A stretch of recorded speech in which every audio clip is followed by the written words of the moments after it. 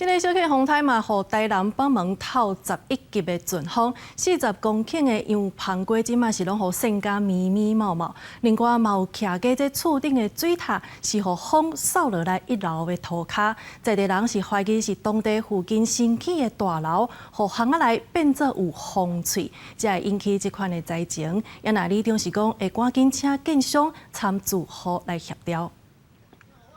原本白色布棚是咧保护龟仔的成长，即个小型风台北门只有11级的阵风，甲农民大布棚甲设备吹甲规世界，规个田如苍苍，甚至特别会使采收的洋芳果嘛乌有去。农民指出，即个灾害是这几冬上严重的，顺势将其搞成透早农业局参农改场，等相关单位来会勘。差不多全军拢后面就对了。初步看是有达到灾害救助的标准了哈，我们尽快将整个报告送去那个农粮署。根据今天我们的一个现勘它的会议灾损的状况，它会做那个呈报。农业局表示，洋芳果每公顷会使补助8万块，因讲会赶紧送去农粮署做审查，协助农民早期复工。同款受到风台影响的，也佫有住户停伫咧门外汽车，煞户迄霎时闪着车身有受损。伫咧中西区一条巷仔内底有13户徛家，其中伫巷尾2户，即个风台透雨，甲迄霎时掀起来，甚至有邻家水塔互风扫落来到1楼涂骹。有在地住户质疑，敢是新起的2栋大楼造成巷仔有风吹的问题？有2户的彩虹罩被掀开，然后水塔也